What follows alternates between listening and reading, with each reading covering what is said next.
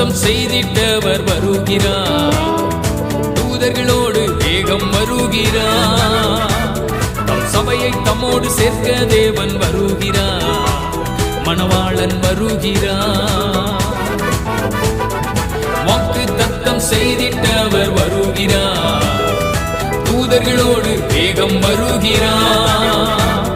தம் சபையை தம்மோடு சேர்க்க தேவன் வருகிறார்.